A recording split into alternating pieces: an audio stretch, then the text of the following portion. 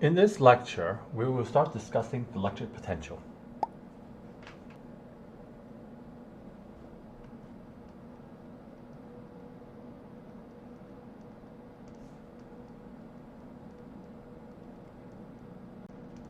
Okay, so let's recall what potential energy was. So let's recall potential energy.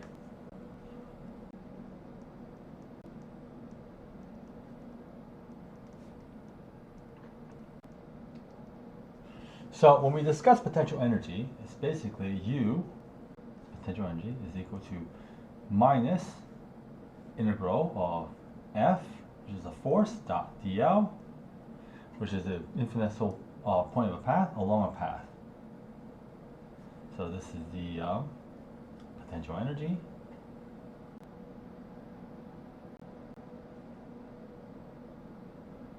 This is a force. And this is basically along some path, right? Along a path. Okay? And so, the differential form of this is du is equal to minus F vector dotted with dl vector, right? Okay, so let's basically expand this to electric force. So let's have for the electric force.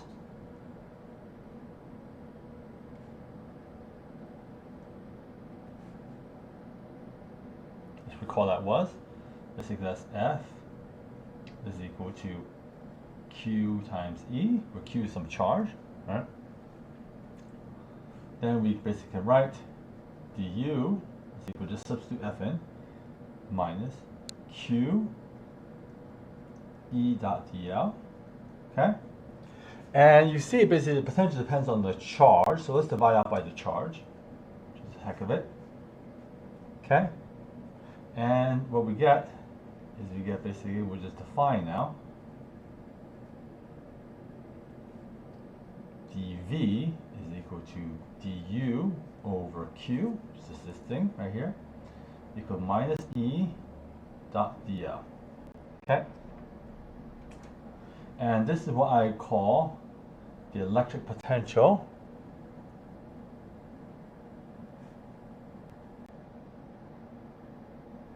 or just the potential for short.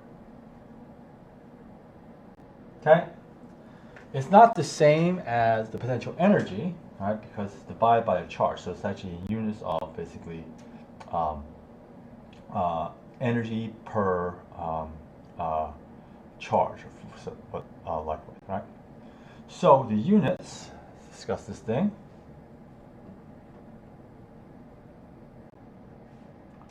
Are, okay, what is it? Well, it's energy on top, charge on the bottom, okay? And so this is basically joules over coulombs. And I'm going to define this as something called a volt, okay? Or V for short. So that's basically where, when you say something in volts, that's what that literally means. So it's potential energy divided by the charge. Okay. Okay. Now, you can also use this to define the electric field. So basically, likewise, dV is equal to, what is that? Well, that's just basically minus E dot dl, right? And so this is in units of volts, right? All right, volts out. This is units of meters, right? And so what's the electric field? Well, that's going to basically mean the unit of electric field is basically volts per meter, okay? I'll call it that. That makes it easier to see. Okay, great, so that's beautiful. Okay, so now we have to understand basically what this thing is, right? Like, what does that really mean, okay? And to understand what that means, we're going to start with some simple cases, right? So suppose, let's start with constant field. Suppose you have a constant E field, okay? So in that case, basically we have dv is equal to minus E dot dl. All right, and there's some constant E field here. So let's basically draw a little picture here. There is some, let's see, I have enough space hopefully for this thing. Let's suppose there's some constant E field in this direction. Okay, that's my E field. Okay, and I'll put this in a three-dimensional space, say. Let's say Sx, that's Y, that's Z here. Okay, right? And I'll take some path basically going from A to B. So that's A to B. All right. Okay. Now, what is this DL here? Okay, what's that DL? Well, that DL is some unit of the path in this direction. So let's suppose this point here. Okay, that's going to be DL, right? Okay. And so what we have is that if we want to try what V is, let's integral dV, which is basically minus E dot dl along the path. Now along the path, where's my path? Along this path here, right? Along the path. The path goes from A to B, all right? Okay. What's E? Well, E, we say E is going to be equal to E some magnitude, and I'll put it just purely in the X direction. Let's keep it simple, right? Okay, so this is going to be equal to minus E vector, E x hat dot dl vector A to B, right? And so that's just going to be equal to, well, x hat dot with dl, that's just basically the X direction, right? So that's just going to be equal to E times X evaluated at points A to B, okay? I mean, the other way to think about this thing turns it into dx, right? And you integrate this thing because E is constant from A to B, you get this thing, right? And so this is going to be equal to E xb, whoops, don't forget the minus sign. I'll flip it now, xa minus xb, okay? Because there's a minus, just be xb minus xa, but there's a minus sign in front, so we'll flip the sign xa minus xb, right? And so basically what you have is that you basically get V is equal to minus E times X, right? For this simple example here, right? Times X, right? Not E of X. Okay, beautiful.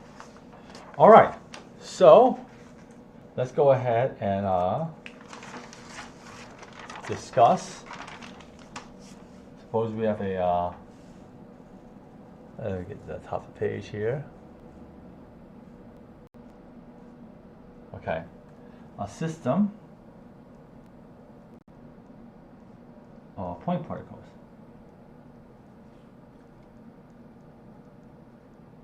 Okay, so what's that in that case? Well, that's going to be V again. It's going to be equal to minus E dot dl vector along some path. And I know what E is going to be, right? That's just going to be basically KQ over R squared R hat, right? So we just do point, actually, not point charges actually. We need charges here. Okay, so a single charge, let's look at what that's going to be. It's going to be K, Q, R squared, R hat dot dl, right? Well, what's this? This is just dr, right? And so what you end up getting is this basically minus integral KQ over R squared dr, right? And you can integrate this just fine. That's just going to be equal to, integrate this one time, it's KQ over R. Normally, you get a minus sign. Wait, hold on. You do get a minus sign here. Let me see if I get this right. No, that's right. That's right. Yep. Normally, you get a minus sign from this one, but that cancels out this minus sign here, so you get a positive sign. Plus some V0, okay? Because there's an indefinite integral here, right? Now that's fine, because I can pick any V0 I want, right? So I'm going to make a choice. I will pick VZ equals 0, right? Just to make it simple.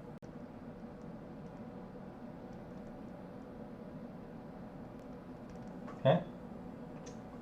And then what you get is V of R, right? This is V of R is equal to KQ over R. Okay? All right. Now, the potential energy, okay, so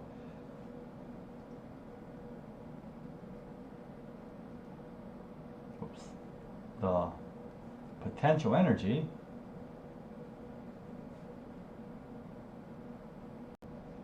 is U is equal to Q prime V of R, right?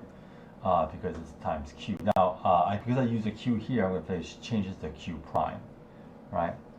And so this is the KQ prime over R, right? Nothing too complicated here. Okay, so that's basically for one charge,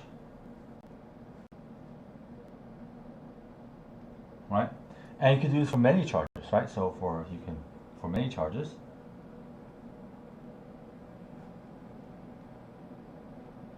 You just run by the same argument for each individual charge, and what you get is basically you get V is equal to sum of I, VI, which is the sum of I, KQI over RI. Okay. Okay, so that's very nice. All right. So let's take an example of this. Okay. So let's look at the potential of two charges on x-axis. All right. So I'm going to have two charges here. Let's draw a line. Put that in my x-axis right there. I'm going to have two charges. I'm going to call this Q1. Whoops, not I. Q1. And then another one, Q2. Right? And these charges are going to be basically some distance A apart. Right? And I'm going to pick some point P here. Okay? That is some distance x away. I'll pick this to be x equals 0. Right? Okay? And it's going to be some distance, basically, distance away as well from the charge 2. Obviously, be A minus x. Right? Okay? Now, if I want to compute the charges, right, the potential V is equal to, okay, well, sum of I, KQI over RI. So it would be basically KQ1 over R1 plus KQ2 over R2. Okay? Now, I got to be slightly careful here, all right? So R1 is this distance here. R1 is equal to absolute value of x, right? Because in principle, this P can be summed over here, and then I account for that. Always is positive. Likewise, R2 is going to be some absolute value of basically A minus x, right? Okay, and so if I plug this in here, this is K Q1 over R1 is absolute value of x plus now KQ2 over absolute value A minus x, or you can write this as x minus A. All right, it doesn't really matter. Okay, because the absolute value size there. Okay, that's basically the first example. For the second example, let's look at the potential on y-axis between two charges, right?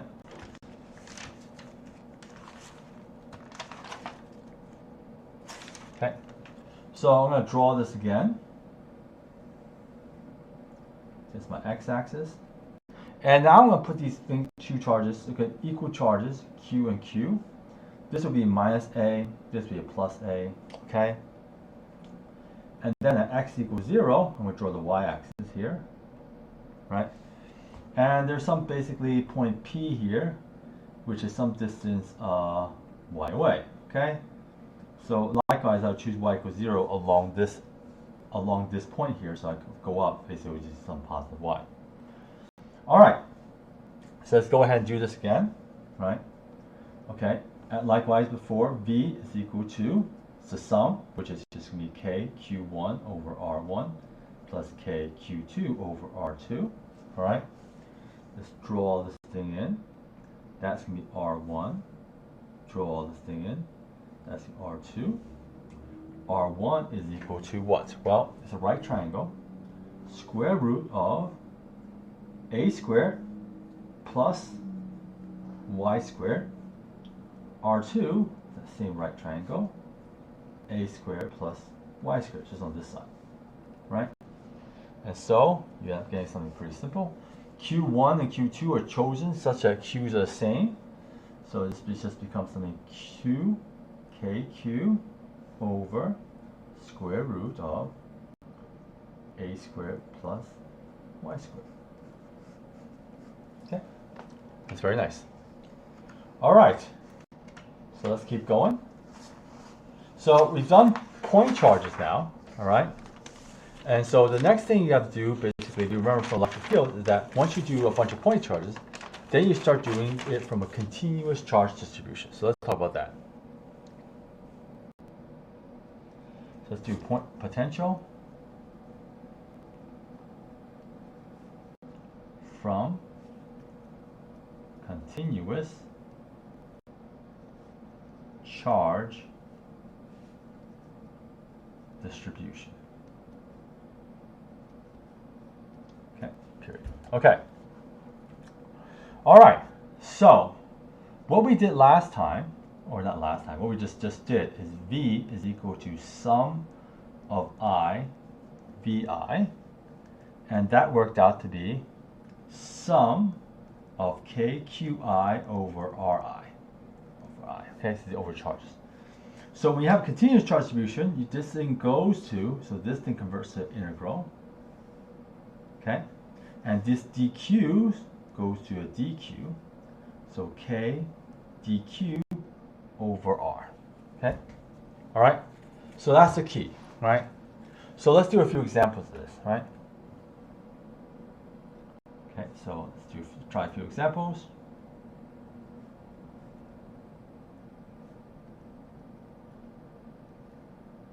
So this equation is not hard. The key is basically writing down what dq in a way that makes sense, right? So let's try a few examples first. So we're going to try this example first. Let's try a charged ring.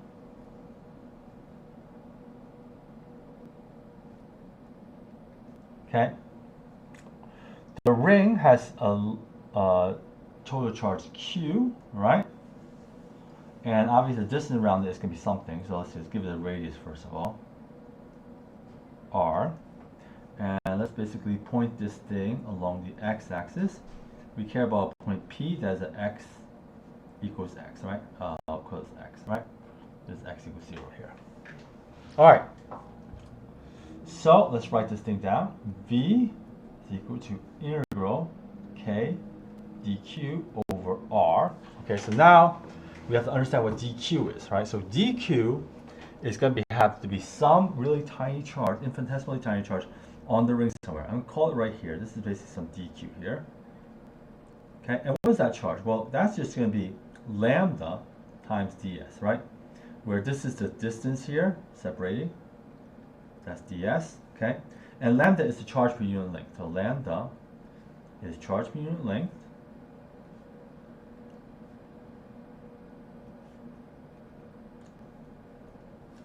And this can be equal to is the total charge q, right?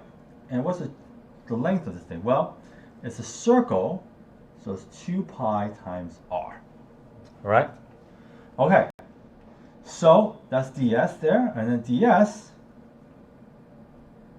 Well, there are two ways of thinking about that. I'm going to write it as basically this is going to be equal to some radius times the angle d theta, right? Okay, so let's just plug all the things together. This is going to be k lambda ds over r. Oh, I need to figure that part out too. So let's draw this part in. Oops. So that's R, and this is the right triangle, right? And so some distance x away and some distance R, capital R. So it's going to be equal to, so write R is equal to square root of x squared plus capital R squared. Okay, so now I have everything I need to basically go ahead and do this. So let's do this. So k lambda, so it's going to be equal to k, what's lambda? That's q. Well, let's write this. 2 pi capital R, don't forget the integral here, R square root x squared plus R squared, okay? And then times ds is R d theta. And now let's get the limits now. This thing goes all around a circle, 0 to 2 pi, okay? And while this looks complicated, everything's a constant except for d theta, all right? So all this thing factors out. So if you basically write this thing down, it's actually something relatively straightforward. The r's will kill this thing. When you do the d theta here, 0 to 2 pi, this gives you 2 pi. That will cancel out the 2 pi on the bottom. So you just get something very, very simple. It's just going to be, I'll be a little more explicit, kq over 2 pi square root of x squared plus r squared integral 0 to 2 pi d theta. This goes to 2 pi. That will kill off 2 pi on the bottom. And you get something very simple, kq over square root of x squared plus capital R squared. Okay? And that's it. Right? Okay, so that's a charged ring.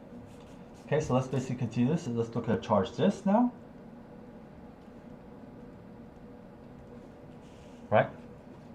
So here's my charged disk.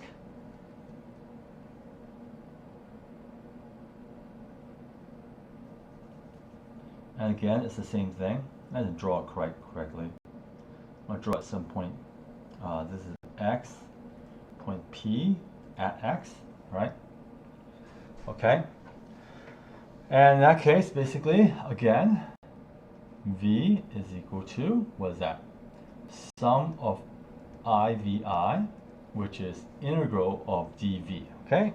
Now, why do we do this? Well, now I can break them up into tiny, tiny little rings, all right? So I'm going to draw an example of a ring here.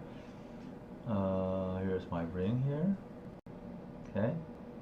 It's a substance R here. This gives this big disk some capital R. And it has a tiny infinitesimal thickness associated with it, which is dr. There, all right?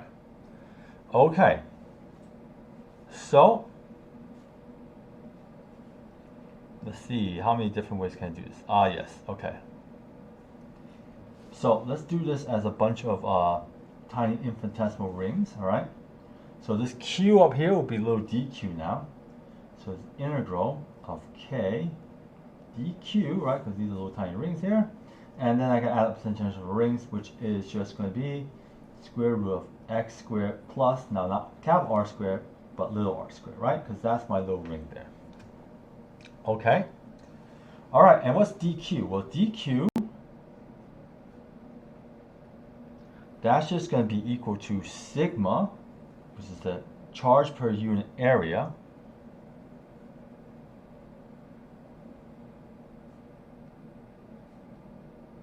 okay? Give this entire thing a charge capital Q. Oops, sorry.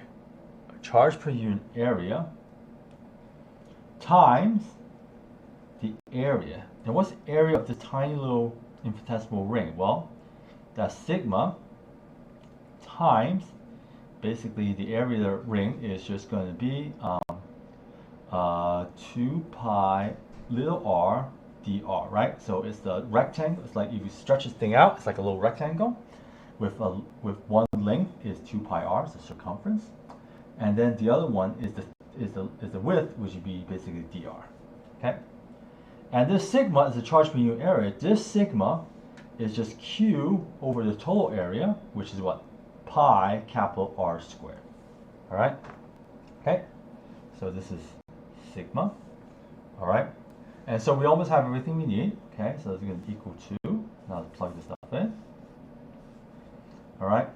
I'll write like this: K sigma. Okay. 2 pi r dr divided by square root of x squared plus r squared times that integral there. All right. Okay. Good. Okay, so I need to do this integral here. How do I do that? So I have to use this substitution. So substitute. It's one of those tricks now. You just have to know. U is equal to x squared plus r squared, which is integral relative to dr with r, and then du is equal to 2 r dr. And look at that, 2 r dr. Okay, beautiful. So v is equal to, plug everything out now, there's going to be k sigma pi, k sigma pi, good. And then this is going to be integral of du, 2r dr is du, divided by, u is down here, square root of u, right? Which is k sigma pi, integral of u to the minus 1/2 du. Just now I know how to do that. That's just going to be 2k sigma pi u to the 1/2 power. All right? Okay? Now, what's my limits? I gotta get the limits right? So, I like this one. So you gotta remember these are a bunch of rings. Starts at r equals 0 to capital r equals 0, capital R. And plug in what u really is. That's gonna be equal to, let's try this out, 2k sigma pi, and then the rest of it is going to be square root, right? Square root x squared plus r squared evaluate r equals 0 to r, right? And so this thing just gives you something pretty simple now, right? This thing just gives you 2k sigma pi square root of x squared plus r squared minus square root of x squared, which is the absolute value of x. Right? And there it is. Okay. Good. Now, I left in terms of sigma. You can also substitute in what sigma is going to be, but this will be useful later on. So I'll just leave it like this for now. Okay. All right, so why is knowing the potential useful? So knowing the potential is useful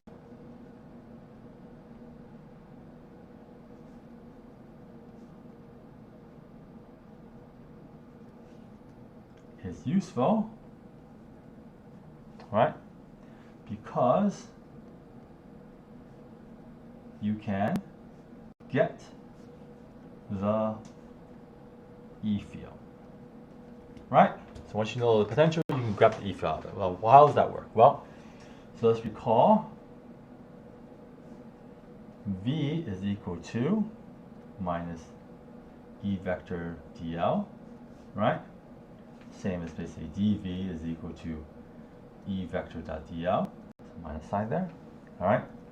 And so what that means is that the E field is equal to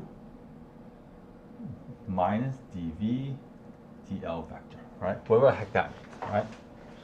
Okay, so what that means, right, is that if you pick a certain direction, you can compute that E field in that direction, right?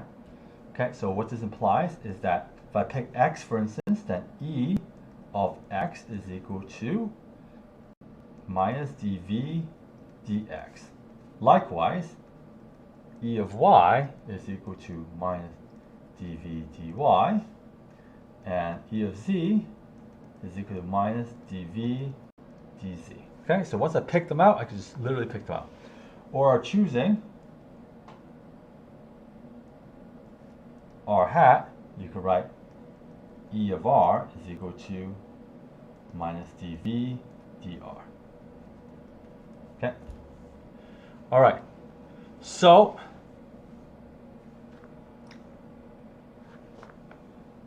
in general, we want, okay,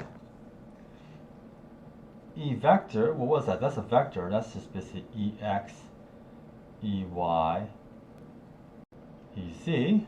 Well, that's just going to be equal to read off there. Minus dv dx, minus dv dy, minus dv dz. Right? I'm going to define this as minus this called grad v, where this grad thing is something where I apply d by dx, d by dy, d by dz on something, right? So let's apply this to a ring.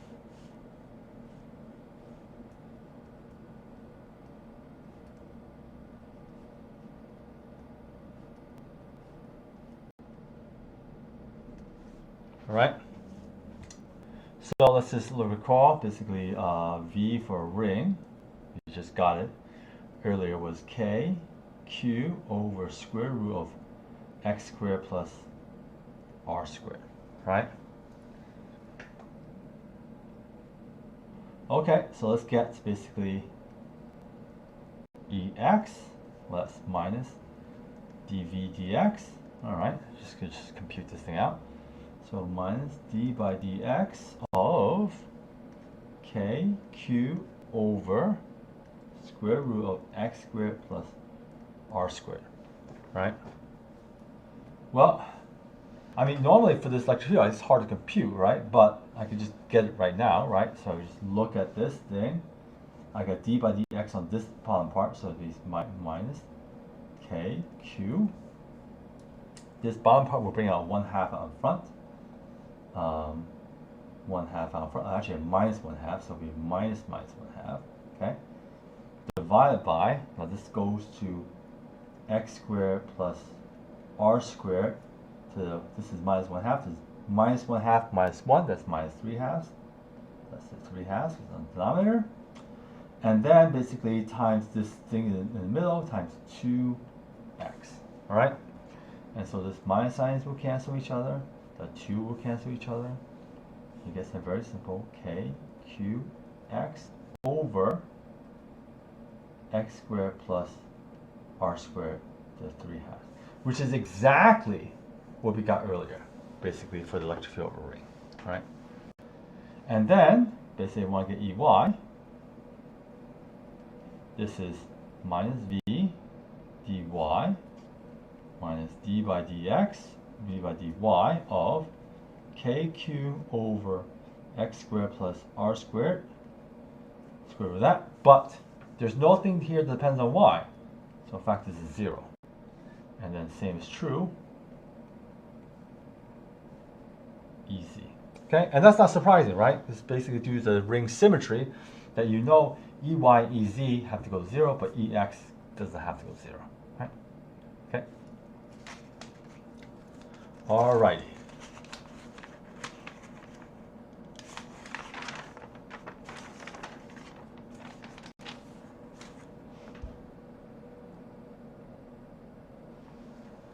Okay.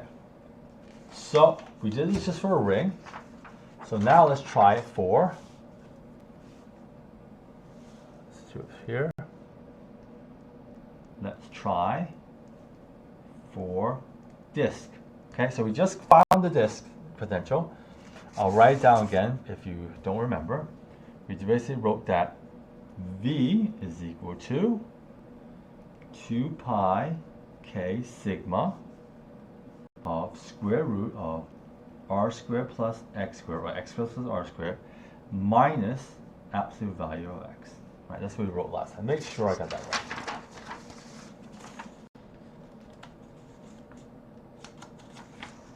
Yep.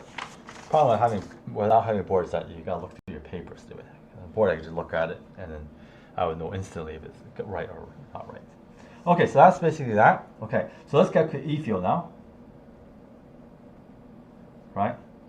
So that's just going to be d by dx v minus in the x hat direction plus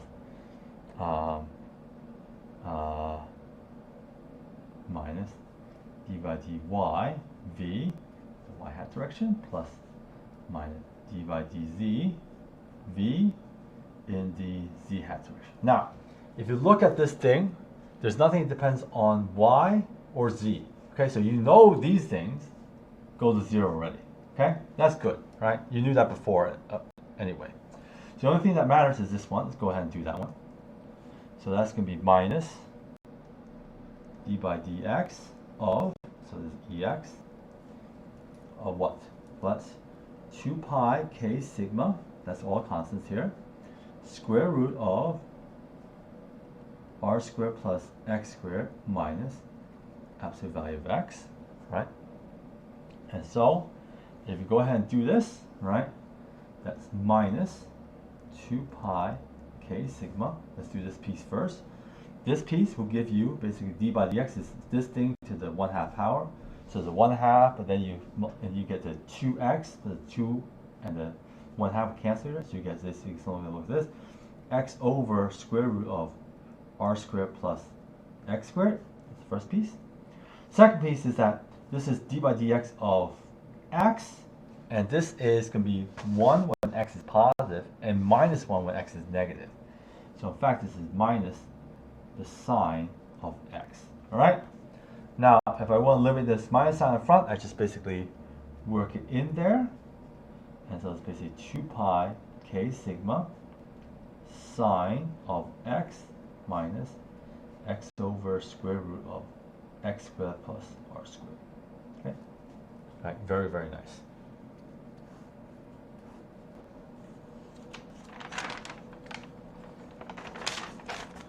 Okay. Now, we can, you might think we can just go ahead and take this thing and be done with it, right? But there will be a problem. Let me see if I can illustrate what the issue is in a second, right? Okay, so now let's take the potential due to an infinite plane of charge. Now, if you took capital R to infinity here, you would get the right answer for electric field. In fact, you would get electric field is 2 pi k sigma sine of x would be the electric field for infinite plane, right? Because you just took the disk, you made it infinitely large, okay? That's why sigma is useful here, right? I left that sigma rather than q. You make R infinity, Q also goes infinity, well, life just gets horrible, okay? So, so there's a problem, now, however, there is a problem now, okay? So, if you do the same thing up here, all right, what happens is that basically if you take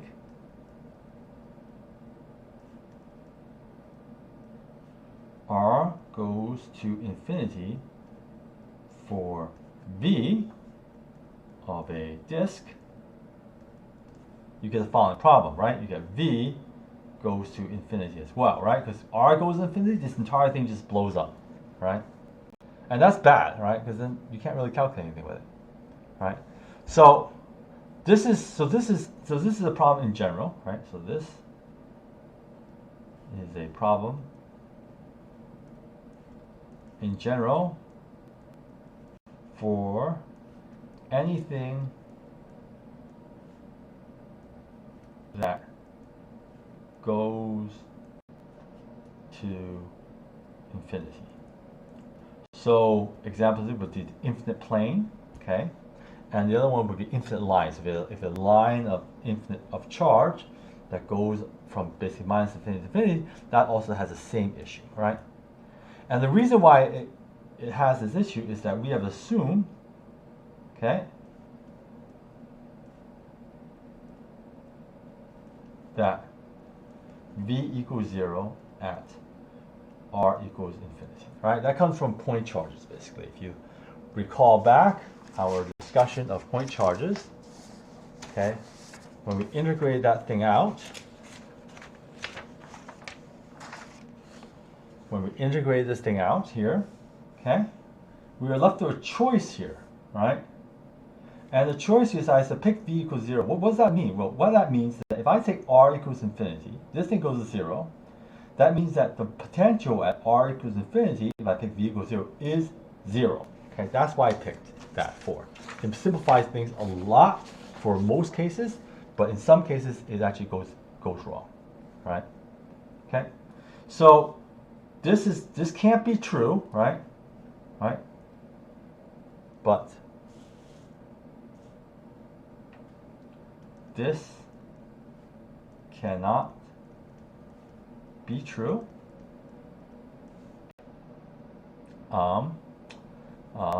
This cannot be true. Let me just make sure I get this right.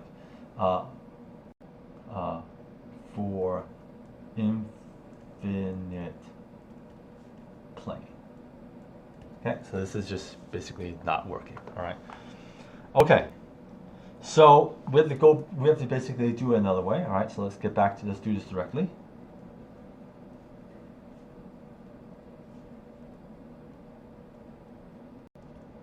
Okay. So if I pick basically v is equal to minus integral E dot dl, right?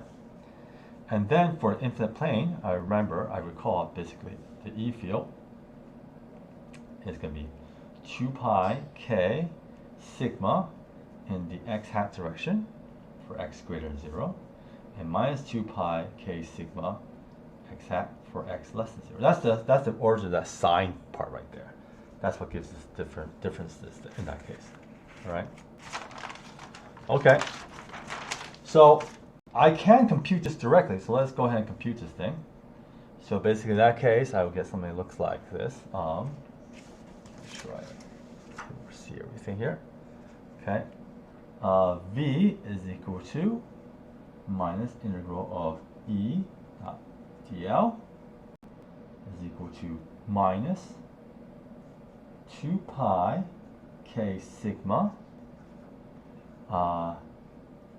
x hat, I'll call the sine of x dot dl, right, is equal to, right, that sine of x will give me 2 flips, right, first will give me basically minus 2 pi k sigma integral dx, right, because this is flip that sign right there, for x greater than 0, and 2 pi k sigma integral dx for x less than 0, right? Okay. And so if I go ahead and do this, right, this will give me x, this will give me basically, negative x will give me positive x here. So I can rewrite this as something that looks like this. V is equal to minus 2 pi k sigma absolute value of x plus some constant. Okay? Where this is arbitrary and it's free to choose, right? So this is basically free to choose. Okay? And what I want to do is I want to choose it generally so it's easy, okay? And most of the time I want to choose this basically at x equals 0, I want the constant to be 0 as well, right? That makes life a lot simpler, right? But sometimes you can just leave it out and not even worry about it. Okay. All right. Right. Okay. Okay. So that's basically the first part, right? And that's really to introduce this idea here that you can compute the potential just directly from the E field, right? Okay. Now,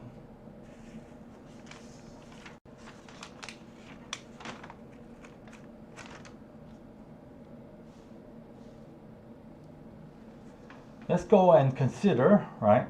So for spherical bodies,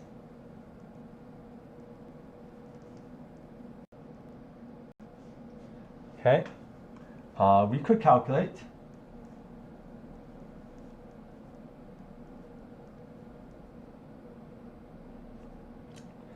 v is equal to integral of k dq over r.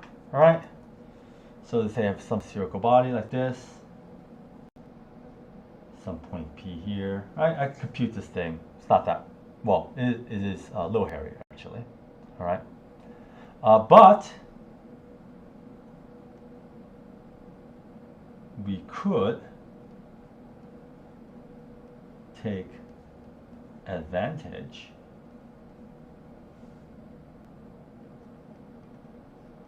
of the fact that for a spherical body, E is proportional to r hat. So E is always pointing radially outward for a sphere.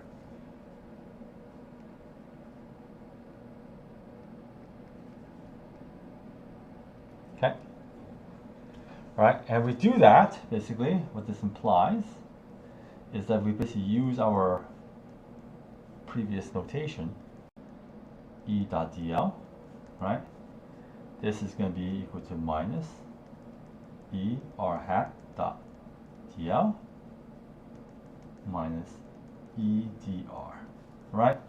And that makes things a heck of a lot easier, actually, when you can do it, right?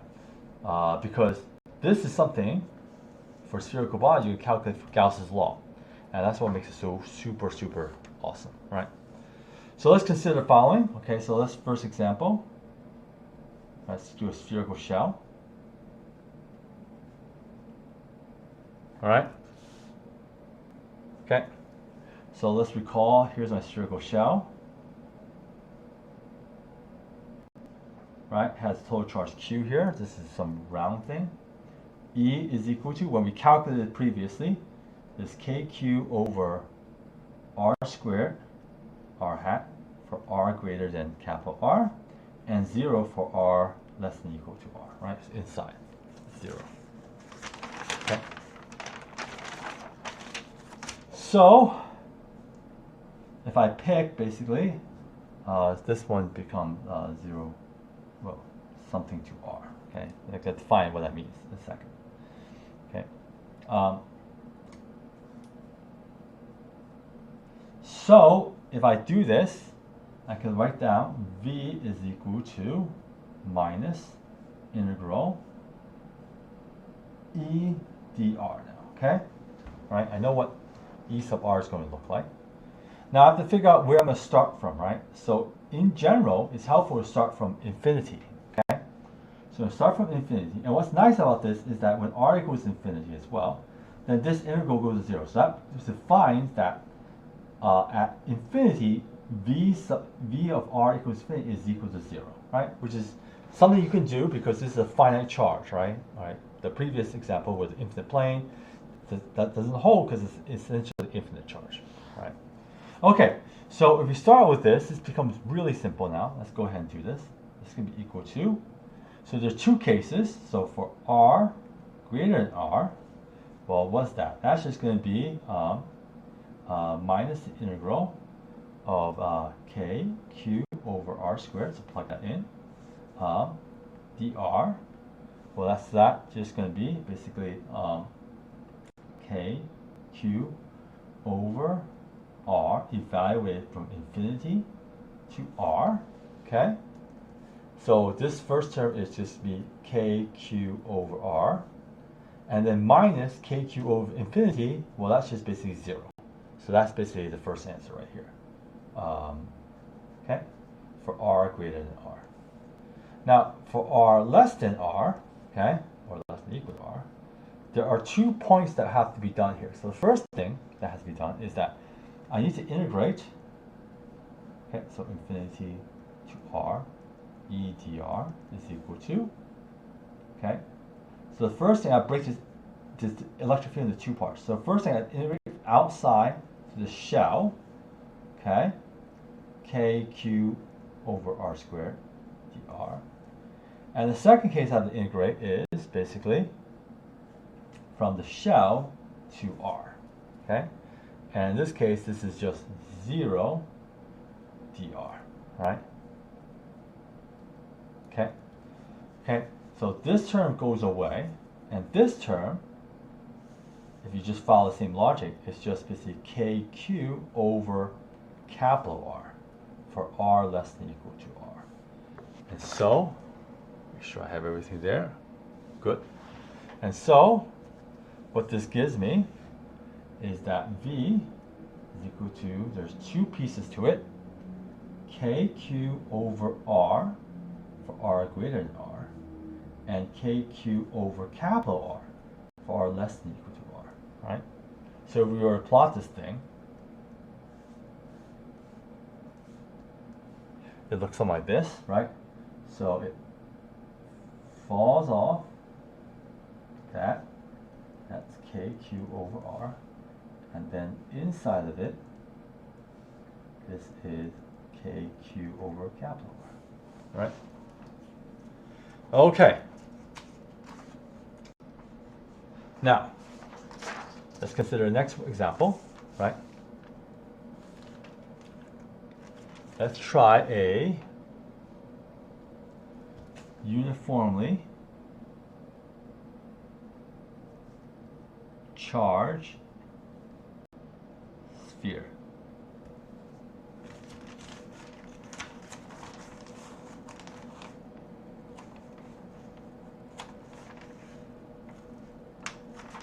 Okay. So, for the uniformly charged sphere, you can look back at your notes. Basically, we've got this electric field. Well, let's just draw out first. So here's my uniformly charged sphere. It has some radius r. It has some charge q.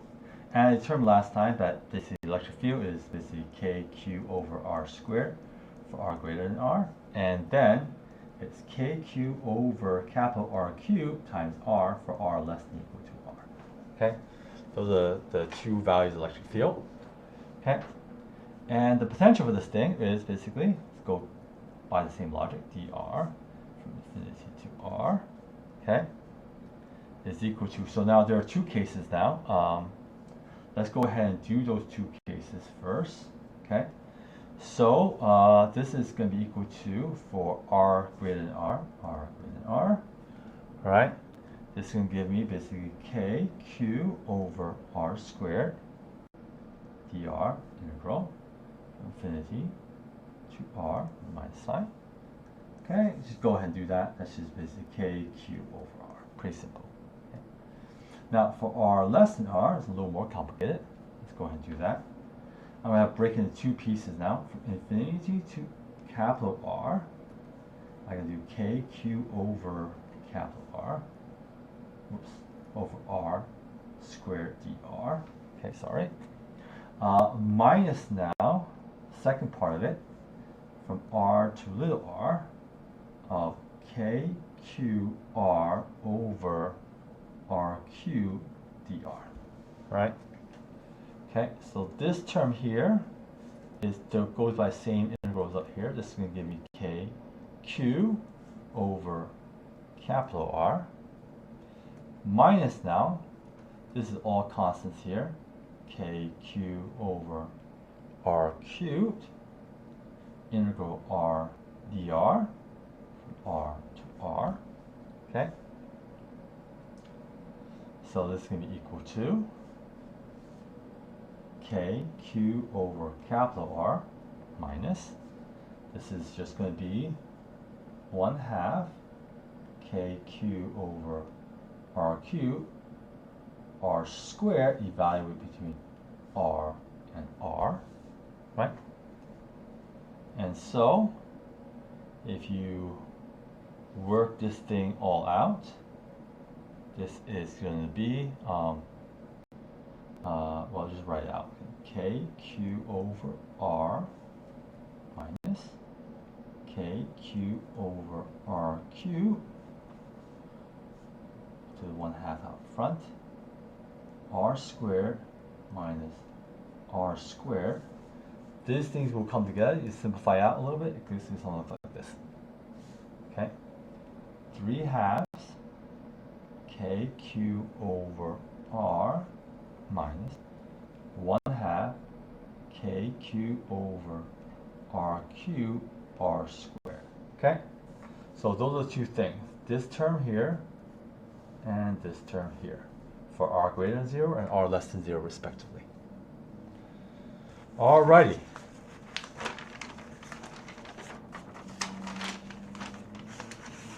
Now, let's see what I want to say here.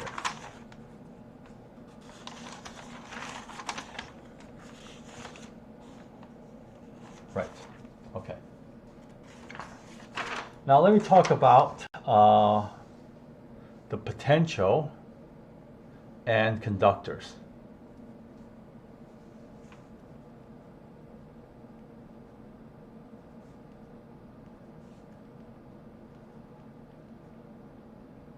Okay, so what we haven't really talked about conductors and some of the properties, all right? But here's the key. So the key is electrons freely move inside a conductor. All right? Okay. So what that means is that any E field causes electrons to move. Okay? And then that means that electrons moving electrons, rearrange E field until electrons don't move. Stop moving. Okay?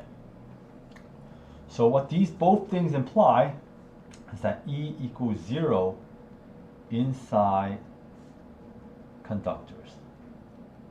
Right? Because basically you just move the electrons around until you cancel everything out. Right? So if you have some conductor here, say a piece of wire, this, you drive an E field across it, right? What happens is the electrons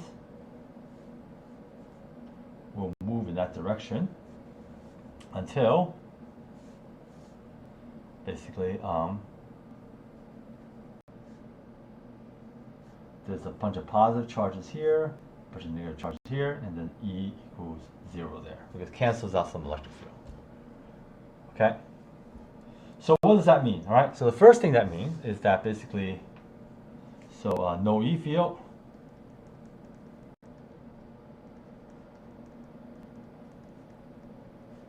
V is same everywhere.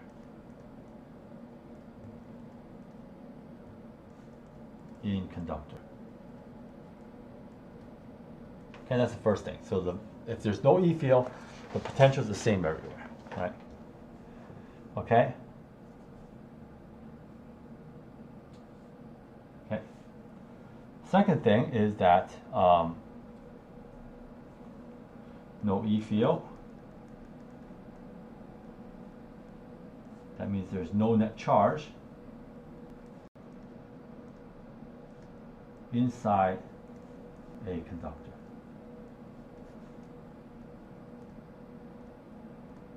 Right? Okay.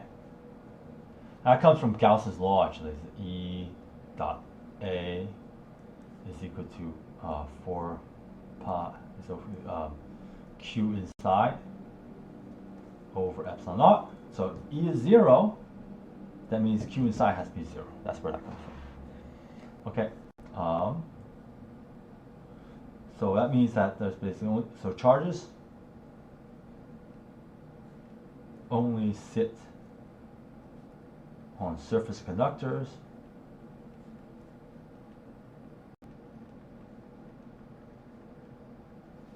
Right?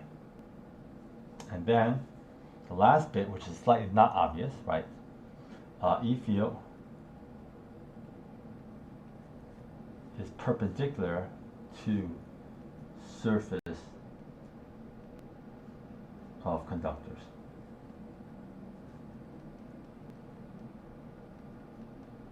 This is slightly not obvious. So the way to see it is that, like, if you have some E field which is not perpendicular to a surface conductor here, okay, that means there's some E field along the conductor, and so that would just cancel out. So this will cancel out. So E fields along surfaces are canceled out. Okay. All right. Now, you can basically use Gauss's law to figure out the electric field on the surface conductor. All right. So let's use Gauss's law.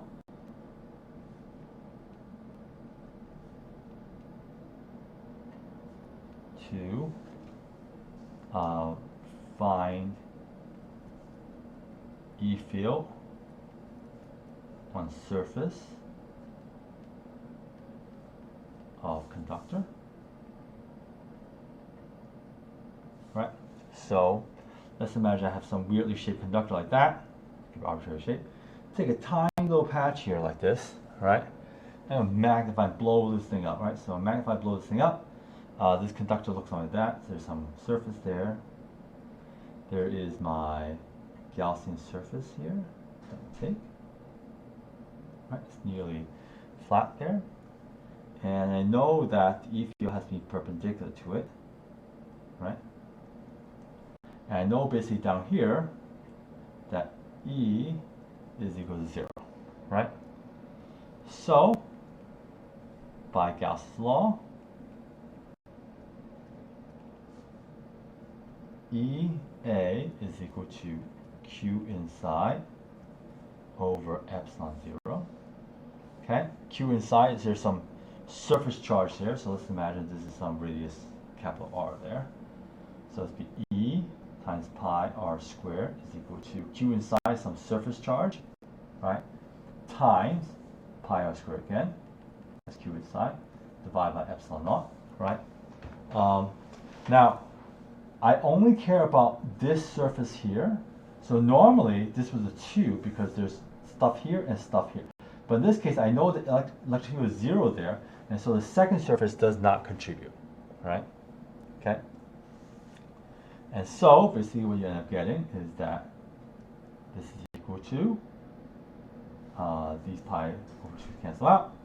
So this implies that E is equal to sigma is just 4 pi K sigma. Okay. Okay. So now for non-conductor,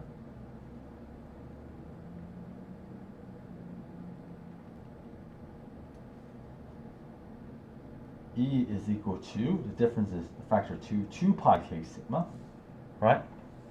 So E field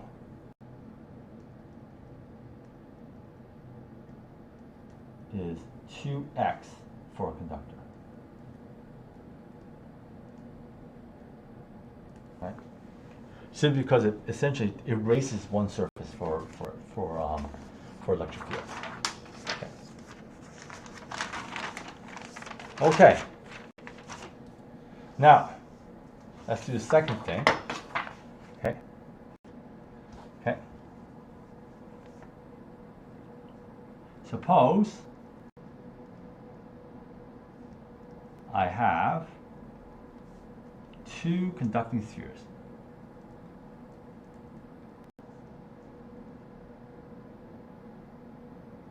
Okay, so I have one sphere like this. This is some distance R1. And I connected with a thin conducting wire to another bigger sphere, which has some distance R2 here. Okay, now these are just one single conductor, so I know V1 equals V2, right? So let's say this is 1, this is 2, okay? Right? I know on the surface, V1 is equal to K Q1 over R1, and V2 is equal to K Q2 over R2, okay? Right? And so what I have is that basically the charge of one, Q1, is equal to the surface charge of the first one, 4 pi R1 squared, and Q2 is equal to sigma 2, 4 pi R2 squared, right? Okay. And so basically, if I plug this thing in, right, these things are equal to each other. I know what Q1 is, so it's basically, let's just write this thing out. It's going to be 4 pi k, let's see, sigma 1, right? R1 squared over R1 is just R1. That's equal to 4 pi k sigma 2 R2, okay? Right? And so what that means is sigma 1 over sigma 2, well that's going to be equal, so this 4 pi all cancel each other out. Sigma 1 over sigma 2 is basically is R2 over R1, okay? And so that implies sigma 1, because it's smaller, is bigger to charge spin, is going to be bigger than basically sigma 2, right? And so since basically the electric field is equal to 4 pi k sigma, that implies that the surface electric field is larger than the surface electric field of basically of 1 is bigger than larger than the surface field of electric 2, right? Okay. So that means that basically E fields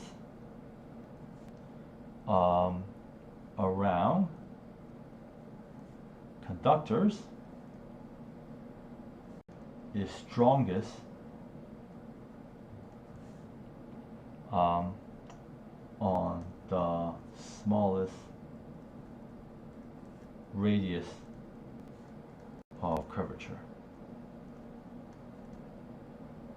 Okay, and so this has a meaning basically in real world. So basically, if you have a long pointy thing, right, the electric field is strongest here and weakest everywhere else, which is important basically for lightning rods, right? So the example of this is a lightning rod, right? So there are two reasons why lightning rods work. First of all, it's the highest thing, but secondly, they have a pointy tip. You never see a lightning rod with a big globe on top, right? You never see that, right? It's a pointy tip, and the pointy tip is crucial because that generates the strong electric fields that are required, that attracts or basically ionizes the air, so electricity from the storm clouds can pass through and hit the lightning rod rather than somewhere else that you don't want to hit. Okay. Okay. So we're near the end of the lecture, right? So there's one more thing I want to talk about, and that is electrostatic potential energy.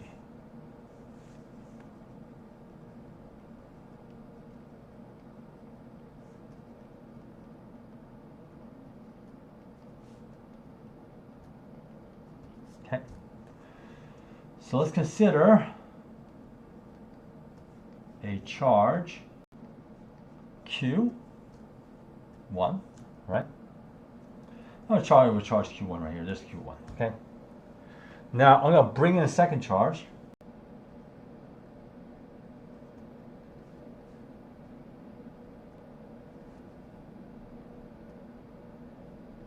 Q2 from infinity. Okay, so I bring this charge in. Q2, I stop it there. Okay, so bring this entire charge in, Q2. I stop it there. And there's some distance now, basically R12 between these two charges, right? So how much work did I do?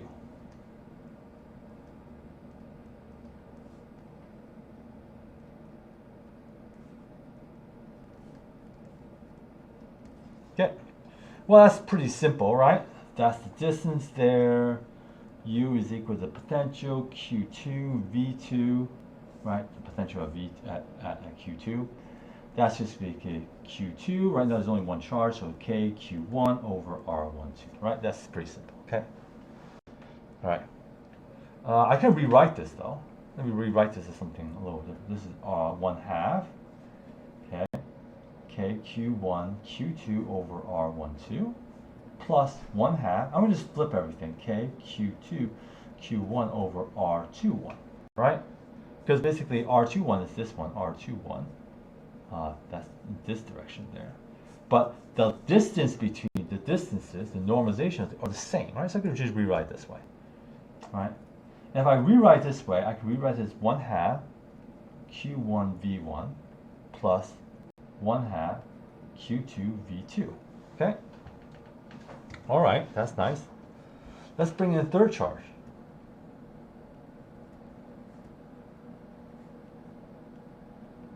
Okay? So now we're going to bring in another charge here. Okay? This is going to be Q3, right? And it's going to be some distance. This distance here will be R13. This distance here will be R23. All right? Okay. All right. You probably see what I'm getting at now. Okay. So now U is equal to U before. Okay. Plus now K Q1 R13 Q3 plus K Q2 Q3 over R23. Right?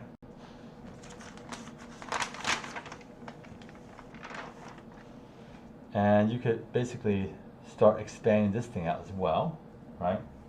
So this was,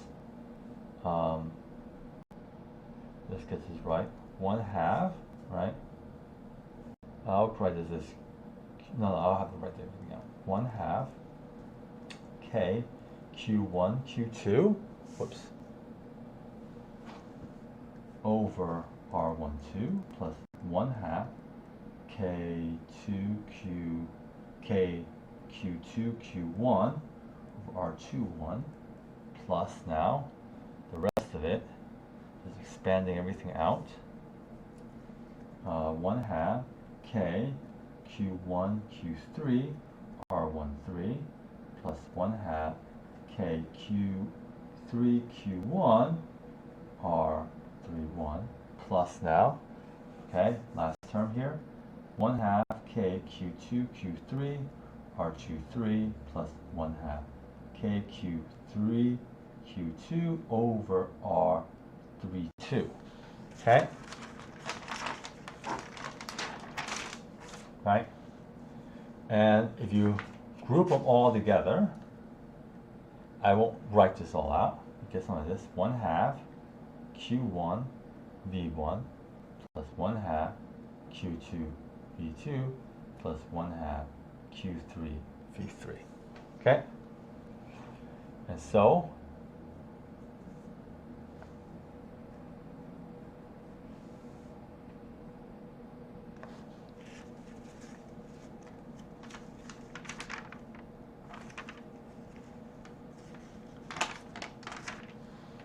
you get basically U is equal to 1/2 the sum QI VI. Right? And then for continuous charge distributions,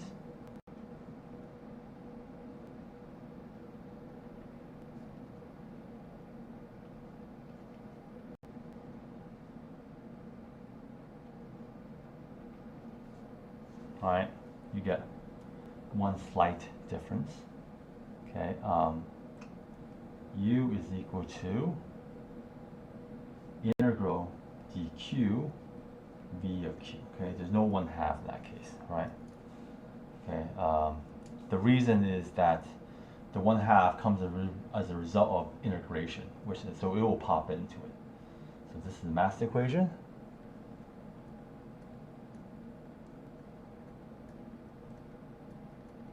Which you can use for other things. Right? So let's do one example here. I'll just do it on page. Rather do this, rather squeeze in everything on the page. Okay. So here's my example. One simple example. Let's do the spherical shell. Right? So I want to compute the potential, electrostatic potential energy of a spherical shell. Well, what is that? I'm going to integrate this thing. Okay, so here's my spherical shell. I'm going to basically bring in little charges dq until this builds up the total charge q. So it's going to be k, q, this number is r, over r, okay, dq, okay? So that's the potential, right? That's dq, that's potential, right? Times dq. Okay. So now I integrate this thing out. 0 to q of basically k q over r dq. Well, this is just q dq, which is just basically 1/2 kq squared over r. There's the 1/2 popping out. Evaluate between 0 and q. And so this is 1/2 k capital Q squared over r. Okay. All right. And that's it for electric potentials. And so next time we'll talk about basically a little more about capacitance and